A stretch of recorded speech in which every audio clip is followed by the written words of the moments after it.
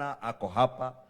Nafikiri Mhasi ni mmoja tu, lakini tutamweka kwa Mungu, mikononi mwa Mungu, na tumuombee ili aache kuasi, akubali ya kuwa mamlaka na mipango ya Mungu ni ya Mungu mwenyewe.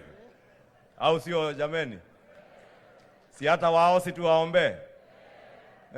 Ili tusiwe na kelele vile viongozi wamesema, na hata maandamano ni mambo ya kuasi mamlaka na mipango ya Mungu.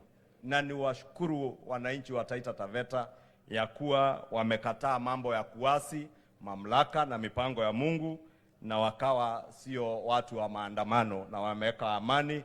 Na Mheshimiwa Rais, nitakuomba hayo mambo yote wametaja maendeleo uangalie kwa moyo mwema na moyo wa kuwasaidia, sababu wewe pia besides kuwa rais wa Kenya, wewe ni mwenyeji na mkazi wa hapa Taita Taveta.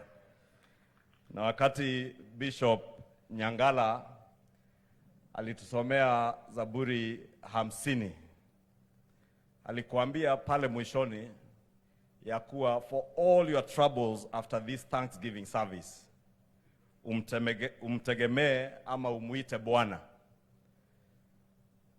Na nilimsikiza Bishop vizuri, akarudia tena akasema umuite Bwana baada ya ibada hii. Kwa hivyo kwa waasi, kwa maandamano, kwa wale wanaopanga mambo ambayo ni ya kuhuzunisha wa Kenya kama maafa yanayokuja na maandamano, kwa wale wanaokutusi, kwa wale wasioridhika, Mheshimiwa Rais, muite Bwana vile Bishop alituambia. Na najua Bishop alisema tumuite Bwana sababu anajua kuna wengine wenye wako na kiburi, wanataka wewe kama rais uwaite. Usiwaite, wewe itana juu kwa Bwana. Na Bwana ni Mungu, sio binadamu.